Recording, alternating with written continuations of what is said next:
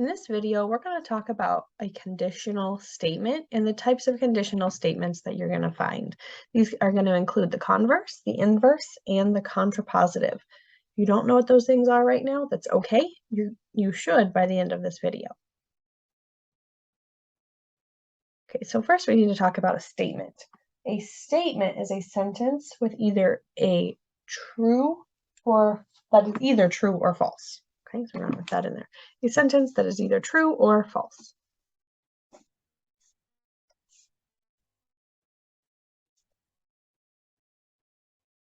Okay, that, whether it's true or false, we call that the truth value. Okay, so if someone asks you for a truth value, that's a fancy way of saying, is it true or false? And of course, we can also represent our statement with letters, and a lot of the times we're going to use the letters P and Q. Okay, don't ask me why it's P and Q. I didn't make that up. That's just a universal math thing. But your statement will be represented with letters, usually P and Q, but it could be other letters. So for example, what I'm seeing right here, it says P colon, and then it says supplementary angles have a sum of 180 degrees. So P is the symbol for that statement. The statement is supplementary angles have a sum of 180 degrees. So then the truth value, that's either the true or the false. Well, we know this is the definition of supplementary, so the truth value here is T, or true. A negation of a statement has the opposite truth value. Opposite truth value. Usually we use this little symbol. It's a squiggle. Sometimes, every once in a while, there are some examples I've seen where it looks like this. This is kind of like the European version of it. You're going to see me use the squiggle. Okay, so that little squiggle we read as the word not. So the squiggle P would be not P. That's how you would say that. So in my example here, see squiggle P, I say this is not P. Supplementary angles do not have a sum of 180. You see how that's like the opposite of the original statement there, P? So the truth value here, of course, will be the opposite of true, which is false. Okay, so if you put the word not in a sentence, you're negating your truth value, and you just have to put the little squiggle in front of your symbol. Okay. So the first type of statement we're going to talk about is a conditional statement. A conditional statement will always be written in the form if then. And if it's not written in the form if then, it could be manipulated to be in that form. We call it if then form. In symbols, it's going to look like this. P, arrow, Q. And you read that if P, then Q. You could also read it as P implies Q. But you're really going to hear me say it this way. If P, then Q. Okay. There's two parts to this. There's the hypothesis and the conclusion. The hypothesis is the phrase immediately following the word if. And the conclusion is the phrase immediately following the word then. So a lot of the times that P, that's going to be your hypothesis, and the Q, that'll be your conclusion. We'll see examples with these in a moment. Okay. So here are some examples. Okay, we have this statement. If you live in Nashville, then you live in Tennessee. So if I want to identify the hypothesis and the conclusion, I'm really identifying the P and the Q of that sentence. Okay, so you're not going to use the word if. It's the what comes right after if.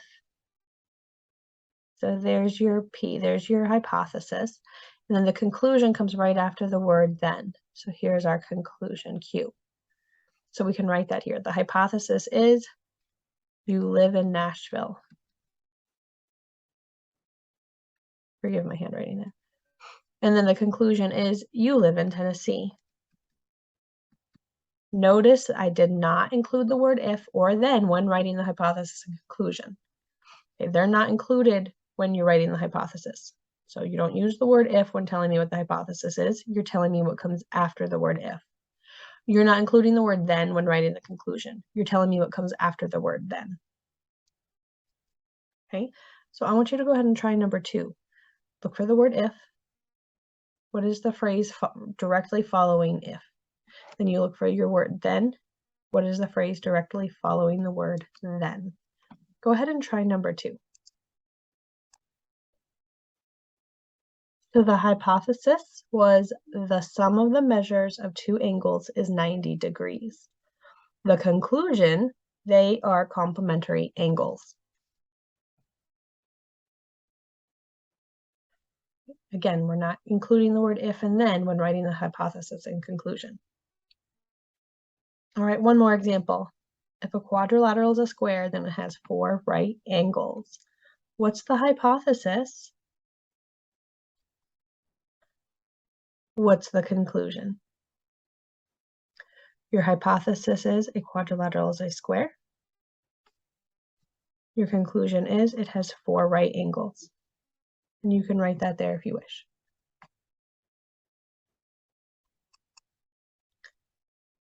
Okay, now what happens if they are not in if-then form?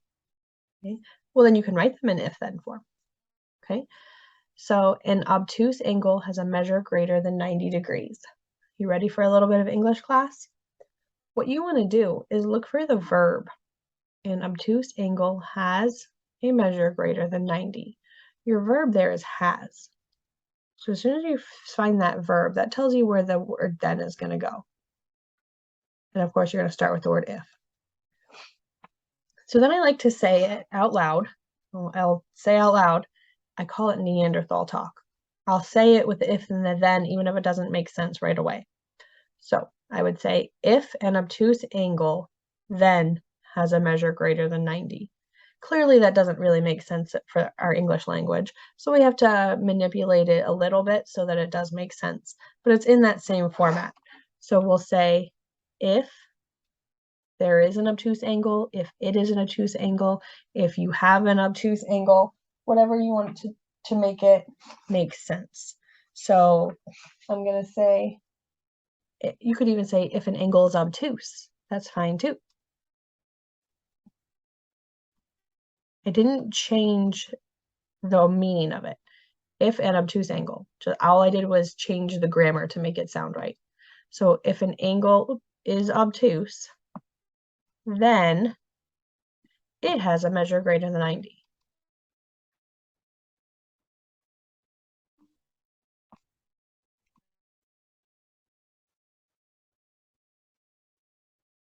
Let's try another one. All numbers are divisible by 4. All numbers divisible by 4 are also divisible by 2. What's the verb in this sentence? Are is what the verb we're looking for here. That's where the word then is going to go. So if, now we say it out loud in our Neanderthal speak. If all number divisible by 4, then divisible by 2. Okay, so I'm going to say if the number is divisible by 4, didn't change the meaning,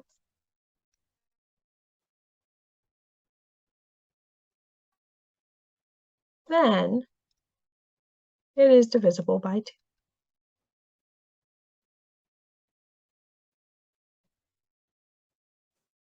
Your sentence might be slightly different than mine. As long as it has the same meaning and it has an if and a then in it, you're good to go.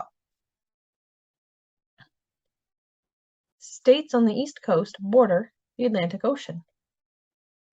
Where's the verb that we're going to put the word then? Border, right? So I could say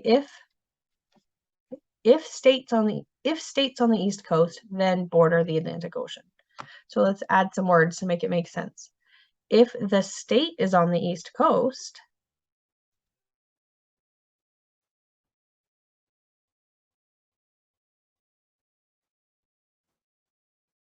then it borders the Atlantic Ocean.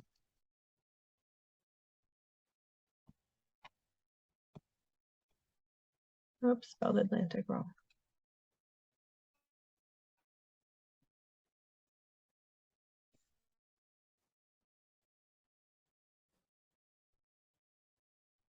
All right, why don't you go ahead and try number 7 and try number 8. Can you write those in if-then form? Try them now. All right, so for number 7, I wrote, if it's Valentine's Day, then it is February.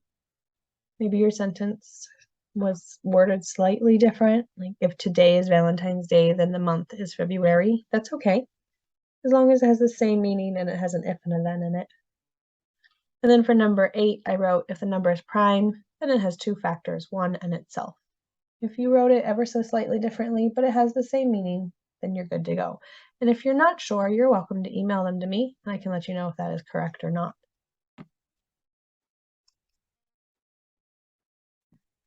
All right, now there are 3 other types of conditional statements, and we call them the related conditionals. You got the inverse, the converse, and the contrapositive. And these are 3 different types of conditionals that we're going to use our P's and our Q's, and we're going to manipulate them in a certain way. So for example, the inverse, we create the inverse statement by negating the hypothesis and the conclusion. Remember, your conditional statement is if P, then Q. So your inverse, we're going to negate the hypothesis and the conclusion. So the inverse is if not P, then not Q. The converse is formed by switching the hypothesis and the conclusion. So that's going to say if Q, then P. And then the contrapositive is formed by negating and switching the hypothesis and the conclusion. So in symbols, it's going to say if not Q, then not P. I highly recommend getting yourself, or at least to start, flashcards. On one side, put the word inverse. On the other side, put it in symbols. If not P, then not Q. On your next index card, put the word converse on one side, flip it over and put in symbols if Q, then P. And then contrapositive, and on the other side, if not Q, then not P. And practice those. Because if you know the name and the symbols, you can do every single problem I'm about to show you. Okay, so number 1 says, if it is Saturday, then there's no school. And we are going to write the inverse, the converse, and the contrapositive. So we're actually going to write these sentences. Before we do that, it's really important that we know what the P and the Q are. Okay? So what is the hypothesis of the statement? The hypothesis is it is Saturday. So I'm going to label that P. The conclusion is there is no school. So I'm going to label that Q. Okay, so this statement was if P, then Q. Now we just need to write the inverse, the converse, and the contrapositive. And as long as you know the symbols and you know your P and your Q, you can write each of these. So the inverse, of course, is when we negate the P and the Q. So I'm going to be writing if not P, then not Q. Okay, so if, right now I'm going to say not P. It is not Saturday.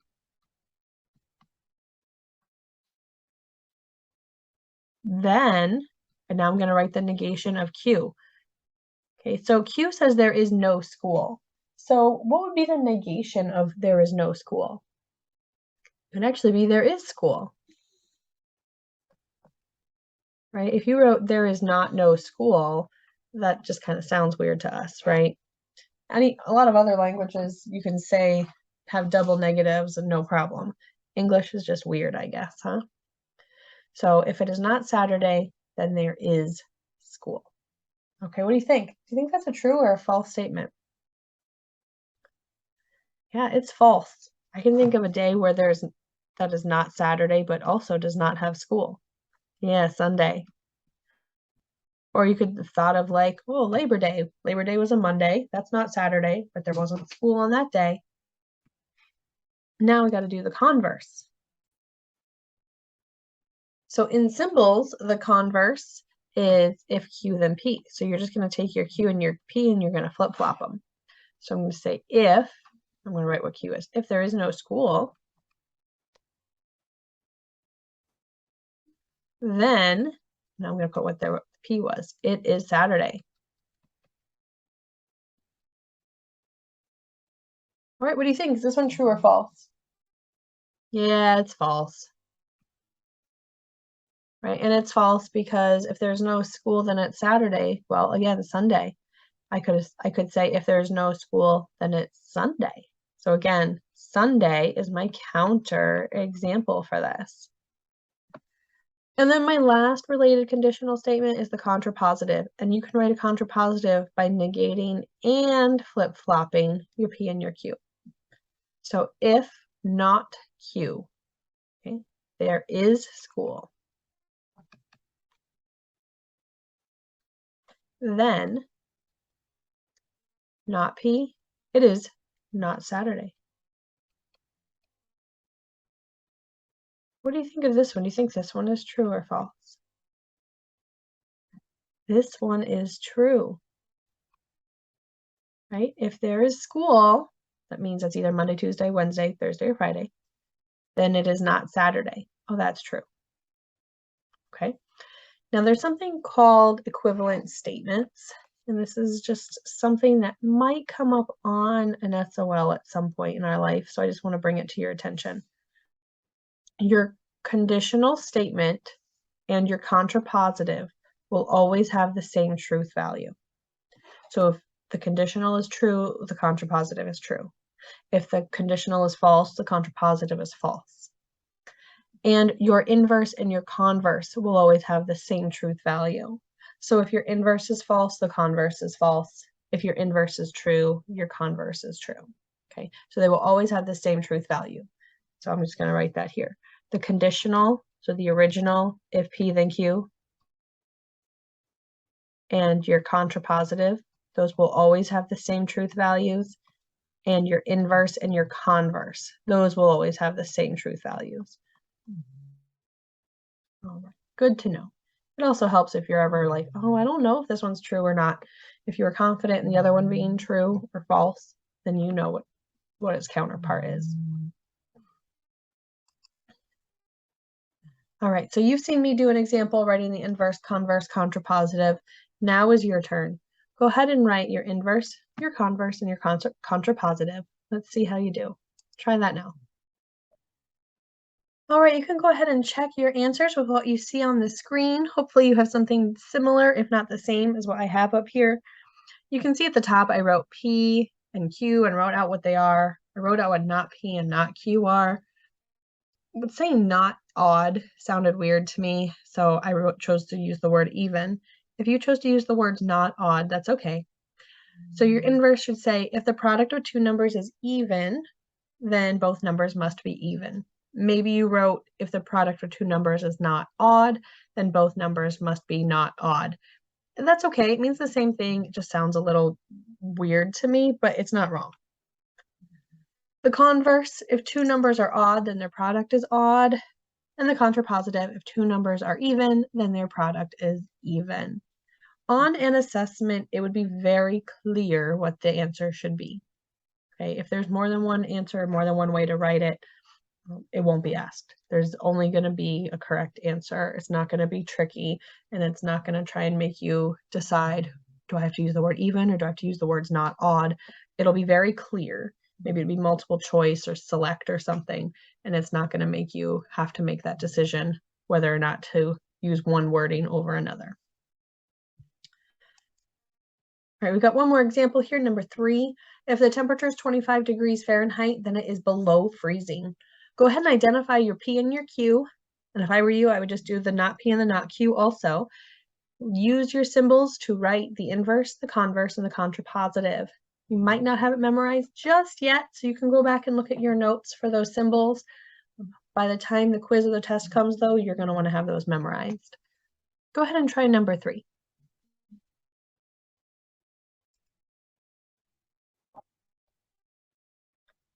All right, how did you do on number 3? Your inverse, if the temperature is not 25 degrees, then it's not below freezing. The converse, if it is below freezing, then the temperature is 25 degrees. And the contrapositive, if it is not below freezing, then the temperature is not 25 degrees. Okay, hopefully you got a little better at this as we went through the examples. There are more practice problems available for you. And if you have any questions whatsoever, please come see me in office hours or email me. I'm happy to help. I hope you have a wonderful day.